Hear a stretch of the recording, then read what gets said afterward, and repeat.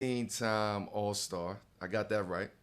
And a true legend of the Miami Heat. Please welcome to the show one of my dear friends, Dwyane Wade. Uh, on today's show, where we're drinking. I want you to say it though, D Wade. You said Yes, your sir. Chenin Blanc, your Chenin Blanc, Yeah, we're doing three by way Chenin 2020. Blanc. Yep, 2020. So before first of all, let's cheers. Cheers. Thank you, man. Cheers to your Welcome brother. to What's in Your Glass. Yes, Indeed. sir. Um, now let's talk about exactly what we're drinking, and I'll let you get into the details on that. So right now, man, and first of all, let me say, I've been waiting for this call. I've been waiting for my opportunity to get on on the show. So I appreciate this, man. But today with me, I brought my 2020 Chenin Blanc. Everybody get a chance to see my beautiful label right here. It's called Three by Wade. And Melo, as we talked about, man, before we came on here, this is not a grape that everybody is used to, right? So the Chenin Blanc is kind of an industry grape in varietal. It's not something that everybody used to, like a Chenin, like a Sauvignon Blanc or a Pinot, right? And so what we wanted to do is we wanted to bring something that wine enthusiasts really love, and we wanted to bring it to the masses.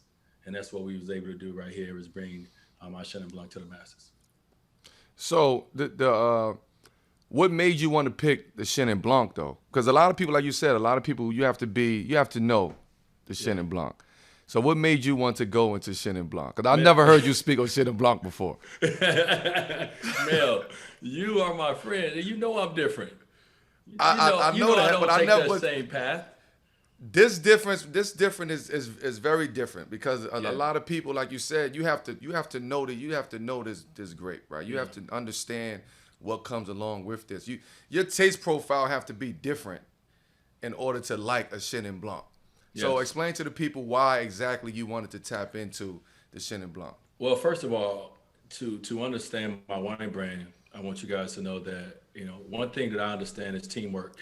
Whether I'm playing sports or anything in Right. business, I work very close with a team. And so when I wanted to enter this industry in 2014, I found who I felt was the best partner for me was the Paul Meyer wine brand.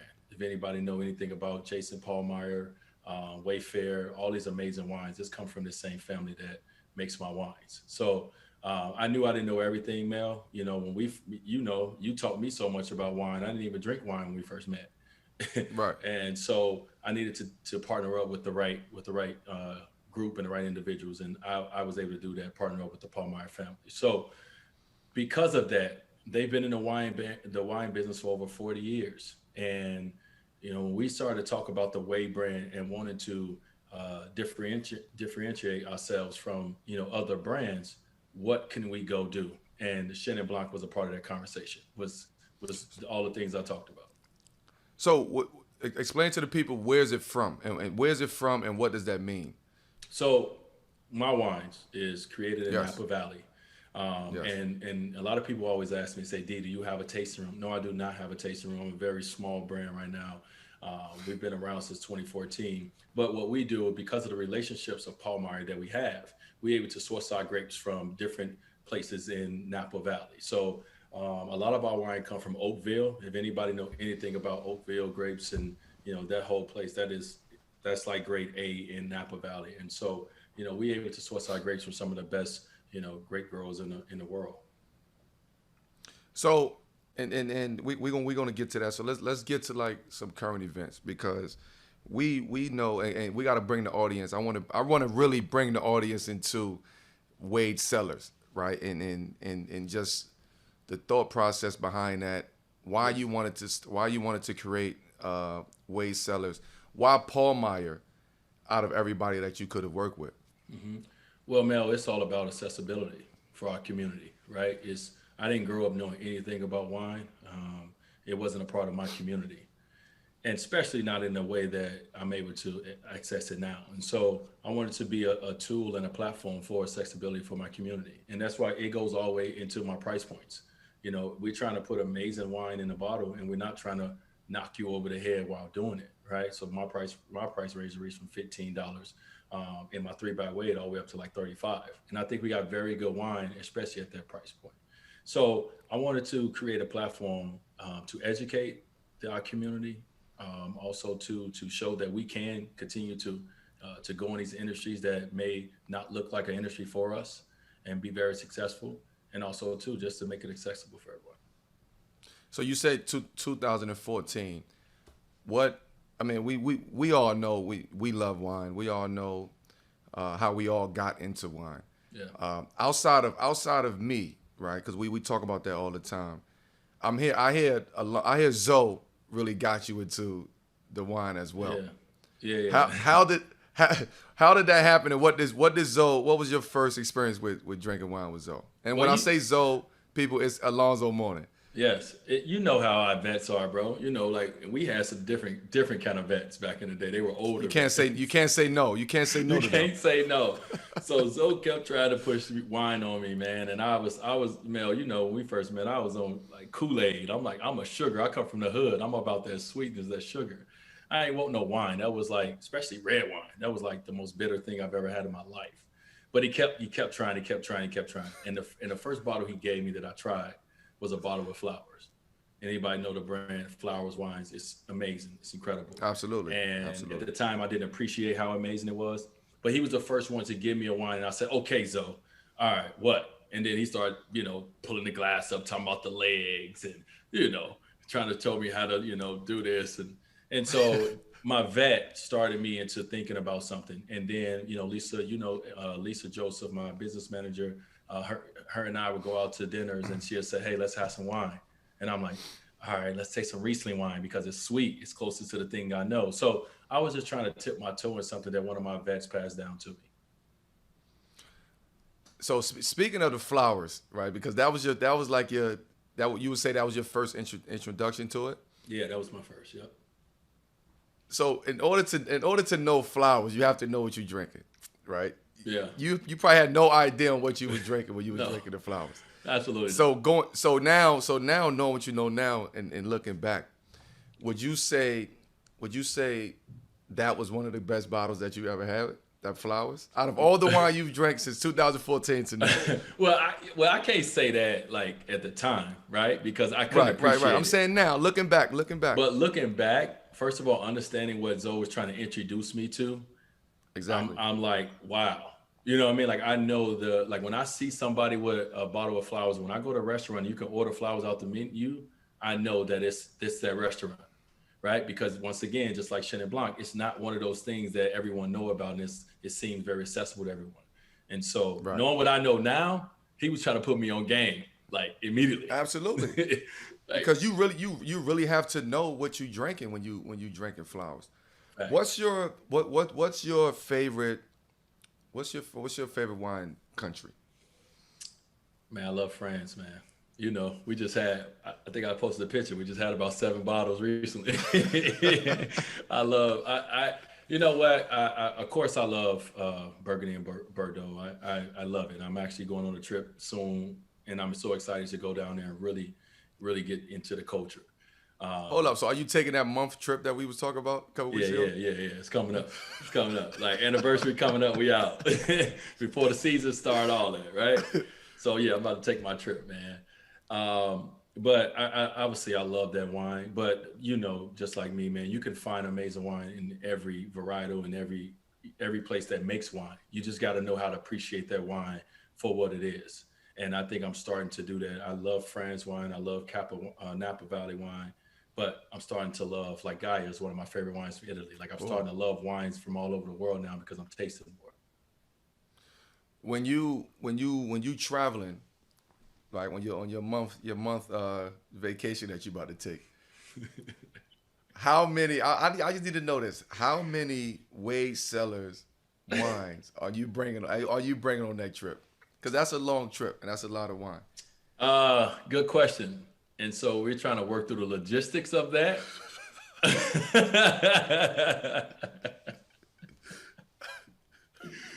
So let's just say I want to have enough to make sure that my trip, I can enjoy some way wine. Good. We keep that in mind. Like shipment, the shipment prices is high. Oh the man, they prices is high. skyrocket, man. They skyrocket, especially right now, man, with everything going on in the world. Having to travel, having to be safe everywhere you go, having to be vaccinated, like everything that's going on in the world right now, it's even crazier, and the price is even higher to do something as simple as shipping my wine over to the places we're going. Right. So being in LA now, right? Yeah, You LA full time, right? I'm LA full time. Yep, right So now. being in LA full time, do you find it easier for you in the winemaking process, being that you're so close to Napa, Santa Barbara, like all of those, Palo, all those areas that's out that way? Do you Yeah, find it easier in the winemaking process? yeah. Paso Robles is out here Paso as well. Robles, yeah. Yeah, I do, man. And that's like first of all, people hear that you moved to LA, they feel like I just gave up on Miami, right? I love Miami. Miami is in my heart. But in this phase of my life, LA is the next phase for me in everything that I'm trying to accomplish and do, and also my wife. And so being able to be up here and having access to all of these locations, like you said, going up to Santa Barbara, going wine tasting, going up to Paso, going wine tasting, and getting introduced to wines that I've never tasted before from that have different soil, that have different temperatures, that from all these different places and regions. So it definitely has enlightened me and opened my eyes to wine that I've never knew existed. Right. Yeah, Switching gears a bit, right? Let's talk about. We got to talk about the cube, let's right? do it, bro. Let's talk. Did you ever think I we would got host a game show, Mel? Hell no, never, ever, ever, ever, ever, ever. But I always knew, and I know that you don't mind trying different shit. Like you would Yeah, try, you know what I'm saying? Even if it's yeah, if it's not cool to everybody else. Not saying that the cube is not cool, but just in general, I know yeah. you. And you would just try shit, and if it worked, it worked. It worked. Sometimes you make shit look cool. We be like, yo, what is D doing, man? Shit look cool. He the only one that can pull that shit off. So when we talk about the cube, like let's give the listeners an idea of what the cube is, how it was started, and Yeah, why you actually decided to host a show like that, a yeah, game man. show at that, a game show at that. Mel, let me start off by saying I was nervous as hell. Like I was scared, bro. Like to do something like this. I mean, you're talking about somebody who's done a lot of great things in the world, right? It was one who's been on the Right. biggest stages in our respective sport and been able to come through. This was a different arena for me. I had a lot of things to overcome to even think about hosting the show, Mel. I posted some things recently about I had to do, not only did I have to do a hosting coach to learn how to host, I had to I have a speech coach to learn how to be able. I come from Chicago. They got that Mississippi. We got that country. We don't finish our words. I'm on TV in front of America. Like I have to be able to feel comfortable speaking and captivating the audience. And, Yeah. and it's about more than just your face or your talent. It becomes about your voice. So I had to go through all that first. But man, just to talk about the Cube, this show has been successful so far for 12 seasons, and hopefully it continues in the UK.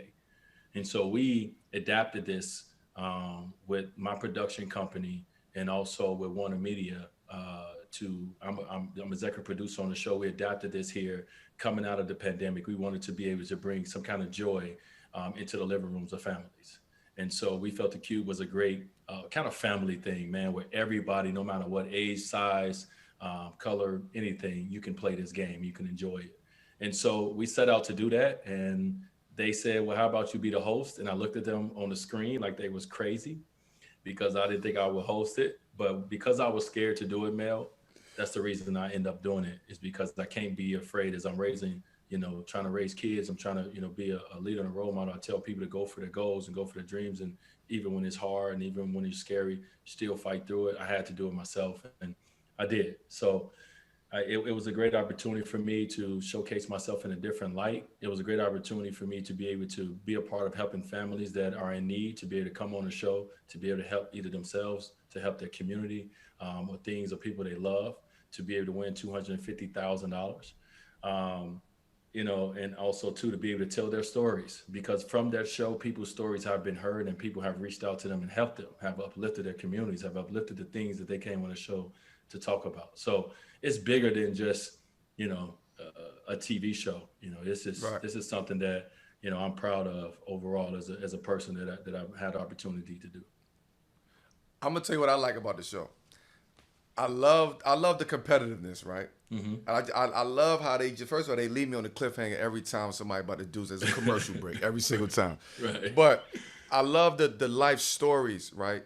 And how you make it related to just life and what happens in sports and basketball, and when you're trying to win a game and you're in that pressurized situation. Yeah. How does your prep for the game show, like hosting the Cube, compares with prepping for a basketball game? Yeah. What's is it a difference? No, Is it the same mindset? it's the same mindset, bro. Michael Strahan told me that. When I And retired, he's the best, and he's the best to do it. He's the best one to of the do it. best to do it. And Right. I've always talked to Mike Strahan about just what he was doing every time I got an opportunity to be in his orbit. And when I retired, I actually did the show after my game in Brooklyn when you guys were very Right. tipsy on the sideline. And then as the night went on, anyway, but matter of As I fact, sip, as I take a sip, Can I talk about? Did you see that they put my head on a meme of that? All right, we're just gonna leave it there. You didn't see that go viral, anyway. So I got a chance to talk to Mike Strahan after the show, and I asked him about TV, and I wanted to know how was the transition for him from sports to TV.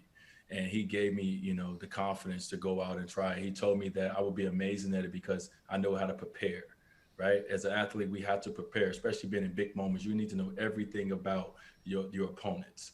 And so I take that to the show where I know everything about the contestants that come on the show. And so I know what I'm trying to pull out of them. I know the stories that will resonate to the people that's listening, because I understand, by not always being in this position, understand what it's like for you to see someone that's in the same position as you and to root for them.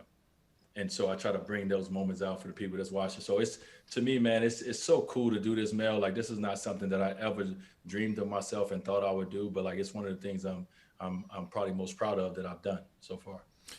Absolutely, and I'll take my hat off to you for that, because that's not easy to do. You understand? Like we used to playing a team sport. We used to getting on the court. Everybody got to play their role, and the coaches got to do what they do. We got to do what we do. But it's you by yourself, and you know what I'm saying. Now you're in a one-on-one sport. That's hard to do, No, man. you know what? I am, but I'm not. You know what I mean? I think, I have someone in my ear. I have one of my coaches. I have one of my producers in my ear. I have my stage manager on the side. I have my people. You know what I mean, Mel? Like, even though everyone see me, it's so many people. When my voice is going hoarse, when I'm a little frustrated because I'm not getting this read to camera right. I got people bringing me halls, bringing me tea, rubbing my back, telling me it's gonna be okay. I got people giving me, it's a whole team effort. And Right. I'm telling you, even moments when I'm up there and I don't know what to do, I got someone in my ear, I got my producer in my ear giving me, hey, think about this, or say this, or go back to this game. And all those things help me, even though everybody just see me. It's a whole team still around me that allows me to even be a C+, a C- host, probably what I am this year. So that leads me to something else with what you said, because you said you have people in your ear. You got your stage manager over here. You got this person. You got that person. Yeah. Do you feel embarrassed, like when you mess up? Like at first, I'm sure you got through it, because we're so used to perfection. Like, we know our craft like the back of our hand. We studied it every single day. So when you mess up, okay, I can if I miss this shot like this, I'm gonna come back and fix it. How scary is that, honestly? Like, to mess up and gotta bounce right back. Like, what is that feeling? Like, that embarrassment, like, damn, I just messed up, man. I don't want people to be like, yo, D Wade is a fucked up host. Like, you know what I'm saying? Like, how does that? What is that feeling like? You know what? It's no different, man. We want perfection. We want to be great. But when we mess up, what you do when you miss 5, 6 shots in a row? What you gonna do after that?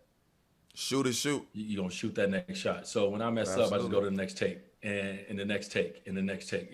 You take the same mindset and you take it to, it's just a different arena, Mel.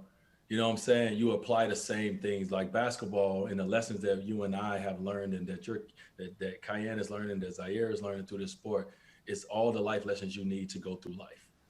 Like this is all you need to go through life and understand that you're gonna make mistakes, you're gonna miss, you're gonna blah, blah, blah.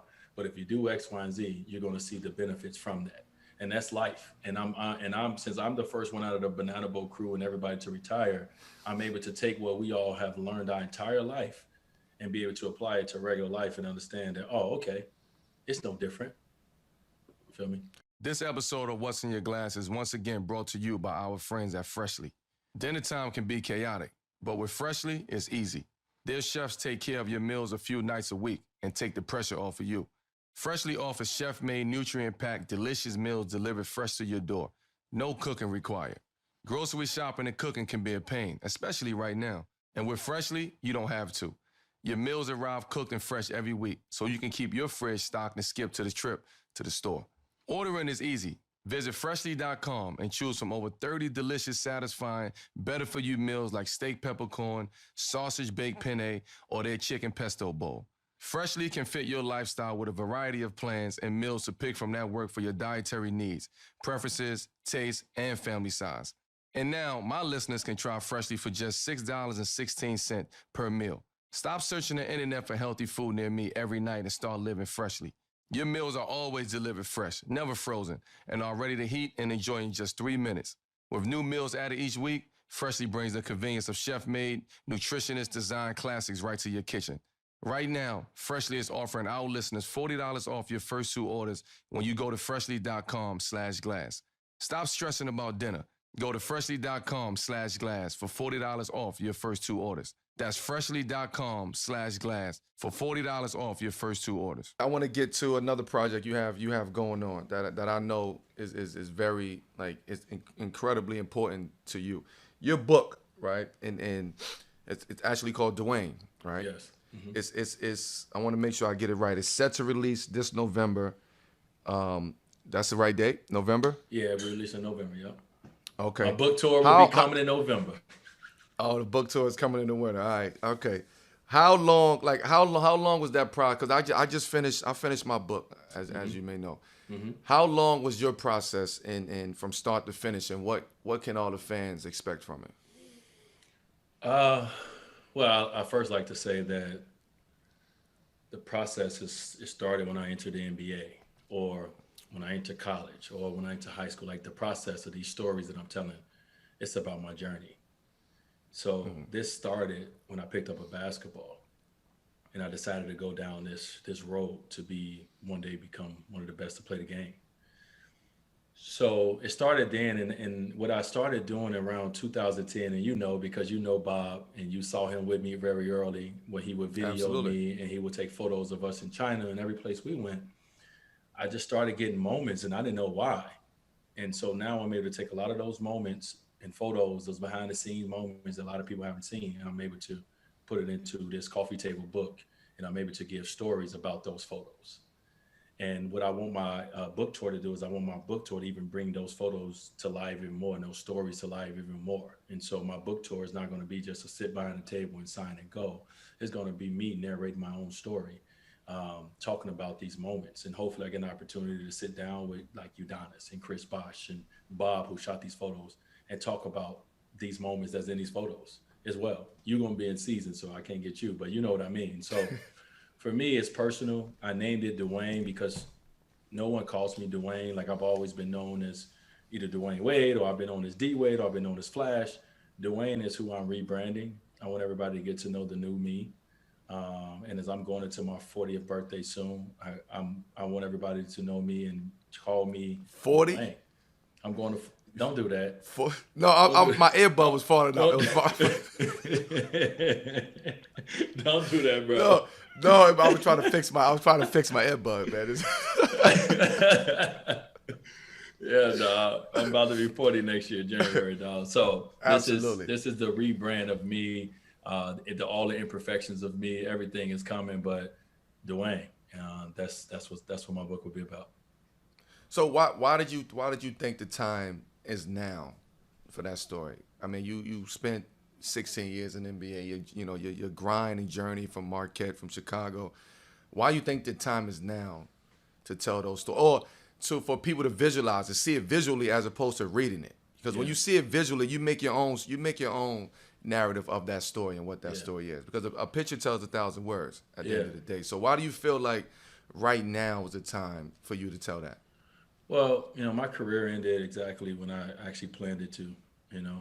When I was a kid, at 17 years old, I said I wanted to. In 20 years, I saw myself retiring from the NBA, and I retired at 37. I retired 20 years later. And so for me, I want to.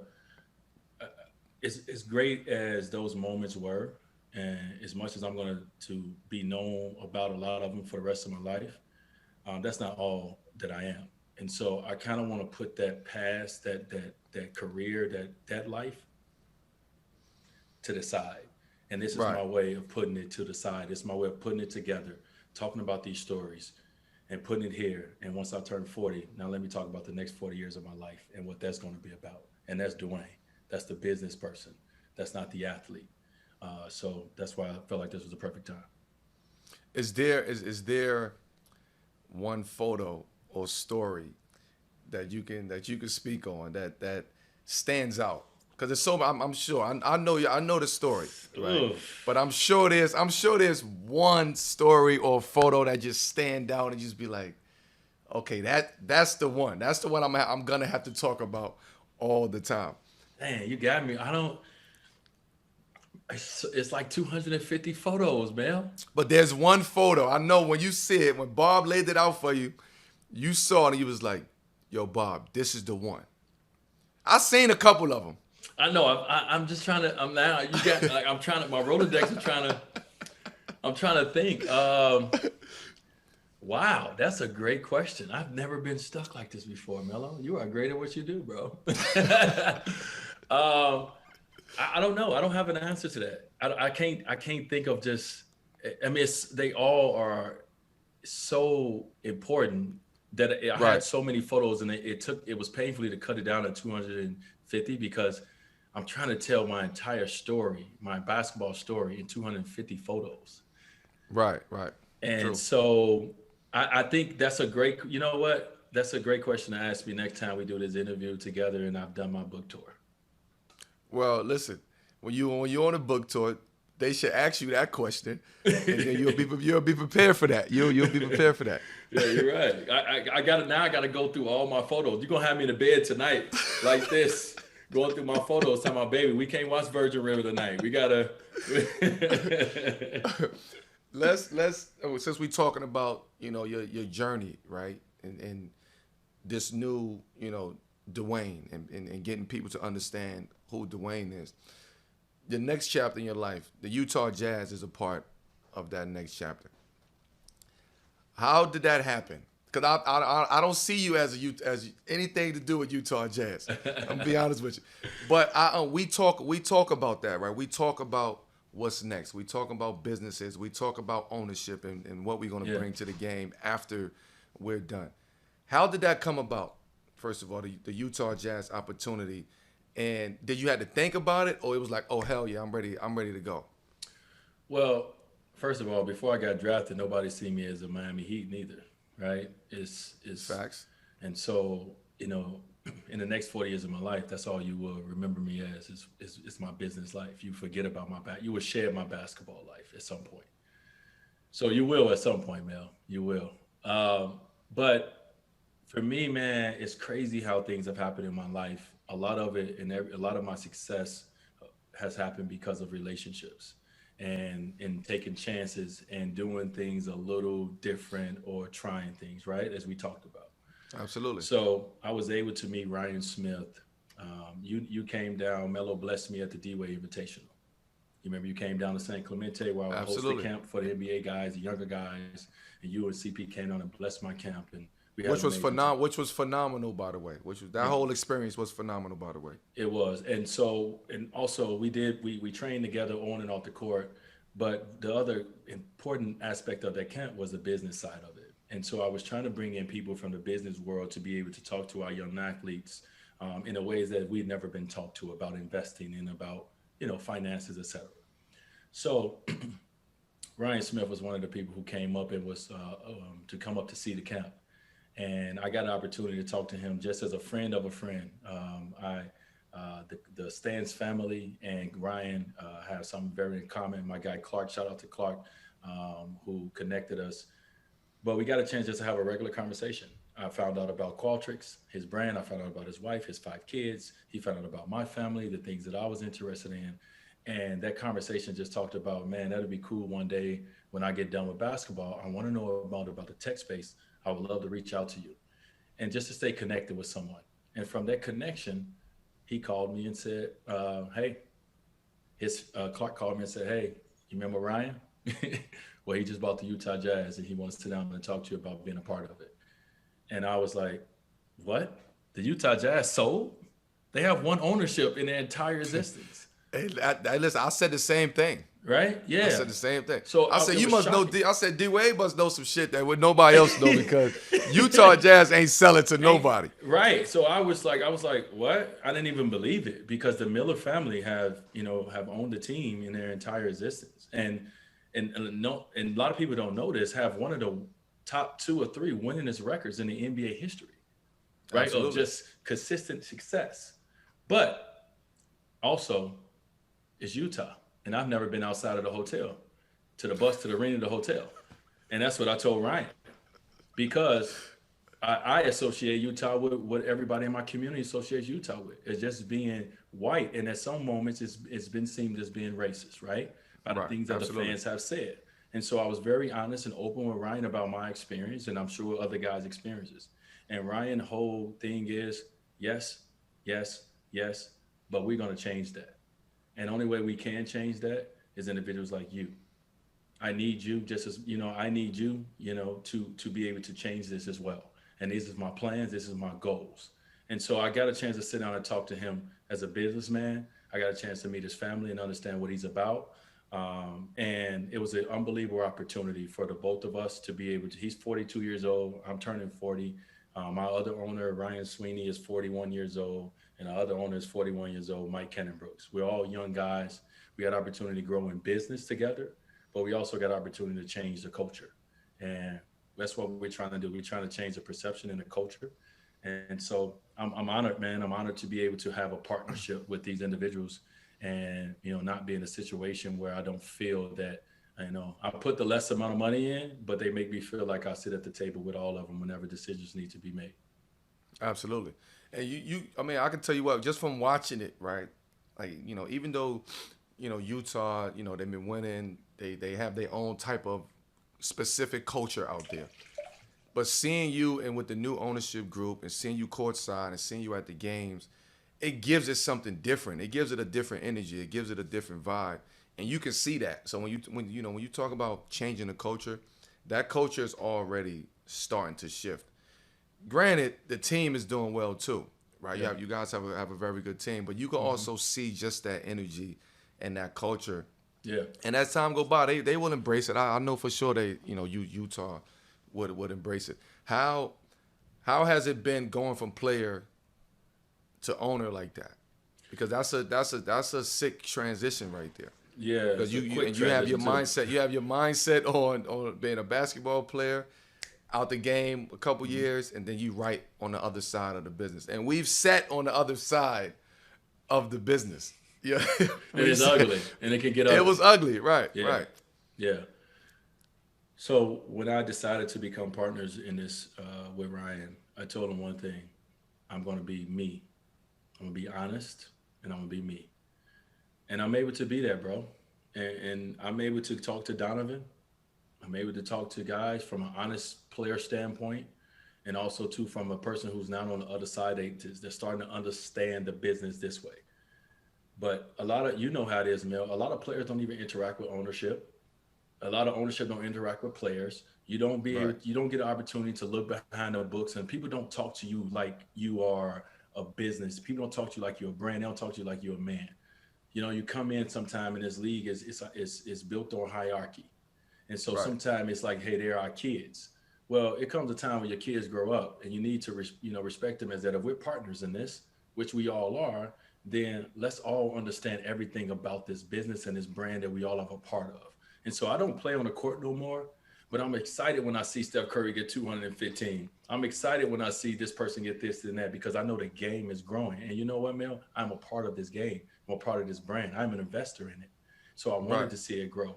And so my mindset now, because I get to be on that, I've now been on both sides, is not, oh, I understand one side over the other. It's how do you merge both sides and bring them together and make it a partnership and don't make it a hierarchy.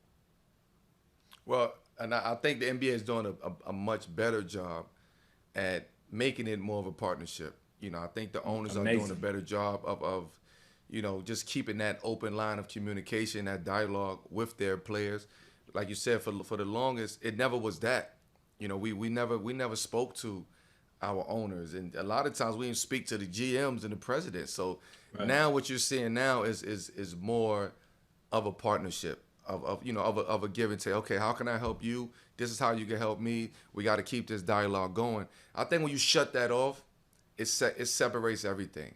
You know, the players have feelings, ownership has feelings, front office have feelings. It's just too much that's going on, and we all supposed to have one common goal.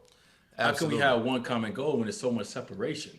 It's so much hierarchy in the organization. And me and Ryan has come in, and the other Ryan and Mike, it's like, we got to shed this. This is not how our ownership is going to look. It will not look that way. And so they come from the tech world, and that's how it is. Ain't no hierarchy in the tech world. And so we able to bring that same mindset to a organization in a state that has never been exposed to what we can expose them to. Right. Let's talk about, let's keep it on basketball a little bit. Let's talk about the Olympics, right? And just that experience. And I'm sure you've watched the games, or you watched a couple games, and you see what's going on, and just the narrative that's surrounding our Olympic team. What do you think about that team? But also, what do you think about the overall situation of the Olympics? No fans, that fan experience, as you know, that's what gives it. Like, it hurt me when I watched the opening ceremony and there was no fans in it. Yeah, man. Like, what is your take on that? Well, man, first of all, I got to give all those athletes over there credit, man, for going and showing up and giving everything they have to live their dreams out, bro. Like, it's no one there rooting them on. It's no one there pushing them, giving them the extra. Like, they got to really find it in the inner. And that's not easy. And so I give them a credit for that, first of all. But when it comes to the Olympic team, man, you know how it is, just like anything else. It's all about continuity. And it's hard to have continuity when you're not playing together all the time.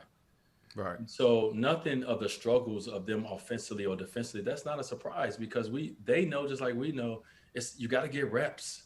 You got to get reps. You got 3 guys that just left the finals and jumped on the plane, and Drew Holiday played like 30 minutes. Like, ain't no, you know what I'm saying? So, like, the struggle is going to be there, everybody.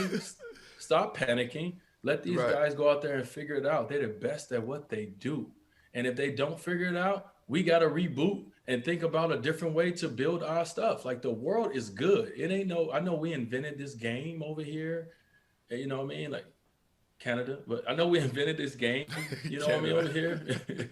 But, bro, half the league is over there. I don't know who's the NBA team. Like, I look at them, I look at us, I'm like, this all pros on the court. Like, we're in a different place now. So don't think we just got to we supposed to be that dominant. Yeah, we want to show our dominance because we want to always be the best. But understand that those guys have been playing against us since they were 16 years old. And we bringing guys off the finals that ain't practiced, that ain't played with that basketball, that is smaller, that is slicker. Everything is different over there. The rules are different. So, like, please, everybody, let these guys go through their journey and their process, and just shut up and support. Like, just support them. I just want to know when did they celebrate? First of all, I'm not coming off no championship and just go right. I'll meet you guys in the medal rounds. Bro, I mean, that's crazy. That's crazy. And Drew, like, they played that night. Like, I mean, or what? Like, bro, or what the? Are you kidding me? And so people don't understand. People don't understand. Not to cut you off. People don't understand. First of all, that flight right? It wasn't no direct flights from Milwaukee. I can tell you that. That flight Facts. to that flight to Japan to get off, it take you a day or two, maybe 3, to get your legs underneath for you. Yeah. And for Drew and those guys and Chris to get off the plane and jump right into the mix in the heat of the Olympics with the USA team, like I commend them. Like I take my hat off to them. They a better person than me, cause I'd have met them in the gold medal game. Like I'd have just I'll meet y'all over there the gold medal game. But it amazes me because for them to be able to do that, for one, that's a testament to those guys, right? Facts. To their commitment and their to their dedication. commitment and their dedication to the game, but also to our country. I think that don't get enough credit. You know what I'm saying? So we talk about basketball and what we're going through, and we will win it. We're gonna win the gold medal. They gonna figure it out. But what about other sports where the mental health aspect of that comes into play? You know, with these other sports, they need the fans. They need that camaraderie. They need the rah-rah and the cheers and the boos in order to go out there and participate. When you don't have that, your focus level have to be lasered. Yeah. And you see that with a lot. You see that with a lot of athletes. And I know you can speak on, from the mental health aspect of that in athletes. So talk a little bit about what those athletes are going through that doesn't have that are non-basketball players. Yeah, bro. I was talking about this the other day with someone who didn't know my history. But 2008, I was going through a divorce, custody battle. I was getting sued. I was going through a lot off the court. But those 2.5 to 3 hours that I had to be on that court, the world of fans, the people, seeing a kid walk in on my jersey, just all these moments, that gave me my outlet. And so if you take all that away and everything I'm dealing with, and I bring that to the game, I'm useless.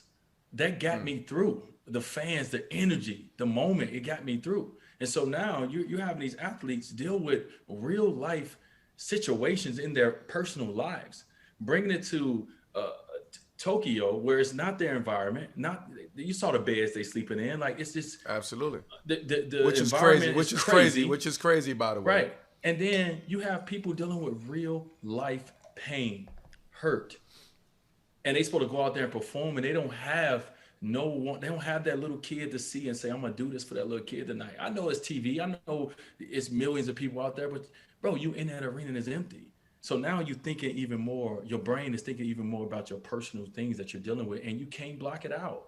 And so I commend them for taking stands and stepping up and saying, "You know what? No, I know that I am great. I know I am one of the best to do this, but I'm also human. And today I cannot do it. And that's okay." And so I commend Simone Biles. I commend all these athletes for standing up for them and their personal health, their mental health, and everything they believe in, to say, this is what I'm going to do, because this individually, I'm the one who would get hurt from this. And I'm the one who is hurting from this. Absolutely, and I agree with you 1,000%, because we speaking on Simone. You mentioned Simone, like what she have to go through. I don't think there's enough support around her. It's so much pressure on her as an athlete, and we know what the pressure is as an athlete. But when somebody say my mental is messed up, like I can't go balance without my mental. There's no balance without being locked in mentally. So you want me to go out there and do something, and I'm not right. I'm not thinking right. I'm off balance, and just mentally I'm off balance. What made you think I'm gonna be on balance when I get in that arena? So I don't think she gets, or those athletes get enough credit when it comes to knowing, first of all, knowing themselves, right? Because before we would have just went through it, man. Fuck that. We going, like we ain't, whatever happens. Like you said, '08, you was going through what you was going through, and those 2 hours took you away from that. But that motivated you. Now they don't have no motivation. There's no fans. There's no interaction. No kid is out there being inspired by them. When we played in the Olympics, it was people there, fans. It was kids that was inspired. We inspired a lot of people. Yeah. And to watch it from a TV now, as opposed to being in there, that's a different perspective to have. Well, what I love most is everyone is becoming, and Brandon Marshall, who's been an Oh, advocate big time. of this for Big so time. many years, is a good friend of mine, and he spoke about his challenges in mental health, um, and I love the fact that people are being more open about it, and I say that because I played a sport where it's moments where I'm very hard on people as a leader, as someone who wants to win, and that's what we grew up knowing, right? As a leader, you got to get the best out of your guys by any means necessary. And then I had an incident in Cleveland with when Kevin Love. I didn't know that he dealt with or um, that he dealt with or suffered from any mental health issues. And I was on him, because like I'm an old dude trying to. This is my last hurrah to win a championship, and I didn't know what he was dealing with mentally. And so, we had a very, ugly incident, as a team that happened that came out in the papers and all those things about it. And then once I left Cleveland, Kevin, became more outspoken and became really a voice um, for, mental health. And I didn't have any idea. And so I feel that we need to all share more. Like as we go into these teams and we're trying to become teammates, we're trying to become brothers and family. We need to know what everyone is dealing with, and everyone needs to feel more open and secure about sharing those things. Because if you do, you're able to communicate better. We're able to handle situations better about an individual if we know things instead of hiding them. But in our communities, in our sport, we're so macho, we're so manly, we don't tell people about our issues because we're supposed to be superheroes. But if we learn more about each other's issues, we can actually help each other and be better with each other. And so I never got, I don't, Kevin Love may not like me as a person because of that moment. But if I ever got an opportunity to like see him again, I just want to apologize to him because I didn't know what he was dealing with. And I was just trying to say, we need you, we need you. But I didn't know that he was dealing with something that was so serious that I could not fathom or even know what he had to deal with. And so I'm so glad. I say all that to say I'm so glad that all of our young athletes are taking this stand and they're speaking out on any issues that they're having, because we all deal with our moments of darkness and we all deal with our moments of having some form of health issues in some capacity. I got a cheers to that. I got a cheers to that because that was special, and not a lot of people would acknowledge that and own up to that, and what you did is honorable because when people saw that, I remember that it was a game that we was playing Cleveland. Kevin Love just left off the court and went. He just went straight home, and Yeah. nobody knew what was Nobody knew. what was going on, right? So when you get that information back, it's like, oh shit, like I get it. There's nothing. Sports don't mean nothing. Basketball don't mean shit. When your mental ain't right, you can't do nothing in life. And Yeah. again, when you don't have balance and your energy is off and your focus is off, Well, your you anxiety. can't When your you anxiety can't get is nothing accomplished. There's, nothing. there's nothing to accomplish. So I wanna commend guys like Kevin Love, DeMar DeRozan, who DeMar DeRozan. Yeah. for forever always kept that and inside of him, and starting to now to publicly speak about the mental health aspect and depression. So I just think more people need to start talking about it and actually discussing that. So I'm glad you brought that up. But before we wrap, before the episode closes, I usually do. I'm gonna bring it all back to what's in your glass. We have a few quick fire questions Okay. for you to close out. I probably already know them. I need the people to know what's in your glass on certain occasions, on some occasions, right? So we're gonna do some rapid fire. It doesn't have to be a label specifically, but what's your go-to? What's your go-to when my AirPod just fell out? See, I told you them shits don't stay in my ear, man. What's your go-to when who the hell wrote this question? You just got off the banana boat and you're hitting the beach on a family vacation. First, I wasn't on the banana boat, y'all. So let me just get that. I wasn't on that boat. Gab took my spot. You gotta So, embrace the name now, man. That's our name, bro. You gotta embrace it. all right, you're right. I gotta stop fighting. It just is what I it gotta stop is. fighting. The banana boat left me. I'll say that. But what's your go-to when Okay. say you just got off the banana boat in the Bahamas and Okay. we're on vacation? Like my go-to wine. What's in my What's glass? your go-to wine? Am I What's in your drinking it by glass? myself? Am I drinking it with the banana boat? I need more. What's up? Who am I Okay, drinking this okay, wine okay. with? Nobody never challenged me with that. You drinking it? You drinking it with us? You with the crew? So I'm with the crew, and that means that we having a vibe. I feel like I'm gonna go Penfold. Oh, I feel like I'm oh, gonna go to okay. Penfold because I feel like we can all appreciate it, right? We can Mm, all introduce each other into these years of Penfolds. That's like, yo, this is my favorite year, 2011, 2013, okay, whatever your year is. okay. I like where you going. I like where you I'm gonna go going. there. I'm gonna go there with us. Okay, Penfolds. Okay, you and the family say the Wades are out at a nice restaurant at dinner. Okay. What's your go-to? Me and my wife. You and your wife, the Wades. It could be your family, the mom, the dad, everybody, whoever. Okay. So I'm You gonna had a show out a beautiful little bit. you had a beautiful I'm gonna show out a you had a little bit. beautiful restaurant. Yeah. So I'm Huh? gonna show out, and I'm You gonna gonna show go out? with depending on what they have on the menu. I'm gonna go in the lane of Screaming Eagle because I want to show out. I'm gonna go in a total different way. I may go to Latash because I want to show out. Oh, If I'm at Wally's, I oh, can show out. I can do this at okay. Wally's. Yeah, you So can. like it just depends. I want to show out, so I'm gonna go show out. I'm gonna get those brands. It's like, yeah, I'm showing out. Well, you let me know when you about to show out, cause I'll be right there when you start pulling out Latasha's and shit. So you let me know. Hey, You let come me to the know crib. that. When you come to LA, come to the crib. I got something for you. Listen, you know we got to do it behind the scenes. What's in your glass when I get out there? So we keep that. What about you celebrate? Okay, you celebrating a big win, or you celebrating becoming the owner of the Utah Jazz? Like I know that was an incredible feeling. What was in your glass that night?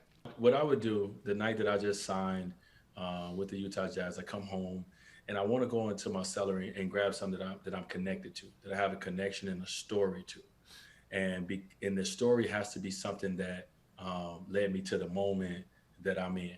And so the wine that I ended up grabbing was a moment where I had the conversation about being an owner with my people.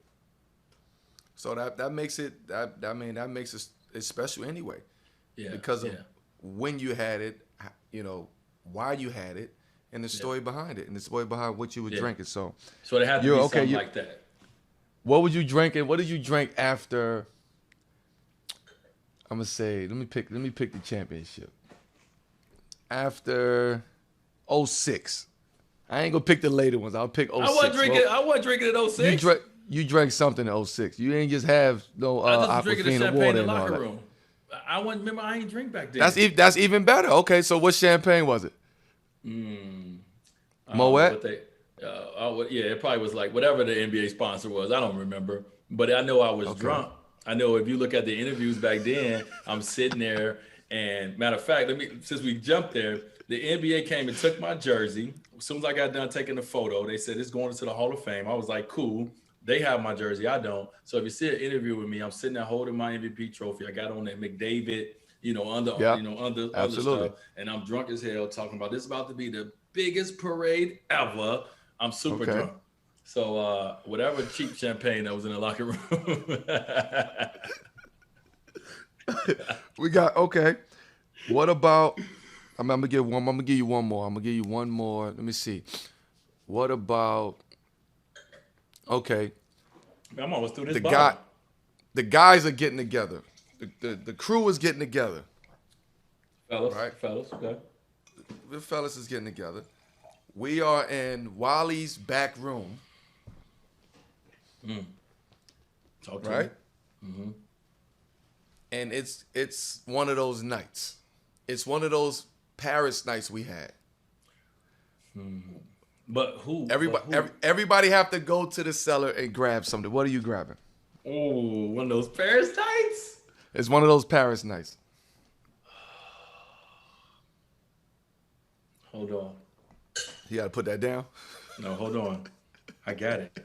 Hold on, y'all. I got it. Where is it? I got this shit in my phone. Oh man, I got it. I know I got it. I can't find it. I'm sure you got it. You know what the Paris night was like. What is it? Okay. I'm trying to explain it. Melo, you know this wine. It is a white burgundy. Okay, so I'm gonna go white burgundy. All right, so take Okay. me there. You know, white burgundy is when you find a white burgundy, it's special. Okay, Okay. so I'm gonna go white burgundy, and the name of it is like it's either Lale, but it's like uh, Champon. Cham. It's like CHAMP. Oh man, Mel. Ugh. It's not a Montrachet. No, no, no. Okay. It sound like it's spelled like champion, but it's not. It's not champion. I got this shit in my phone somewhere, dog, because I've only had it Chamberlain. one. Nah, not Berlin. Um, Okay. dog, this is gonna make me mad, dog, because I've been. Anyway, So I you got going white burgundy. So you going so white so burgundy. anyway. You going I'm top of the going top white white burgundy. burgundy. I had this Okay. wine, this white burgundy wine that once I drank it, I was like, oh my god. And that's all I said. That's how amazing it was. I just said, "Oh my God," because once you're able to appreciate, obviously, different grapes and different varieties, and you drink wine, you get some amazing white burgundy, and it changes your life.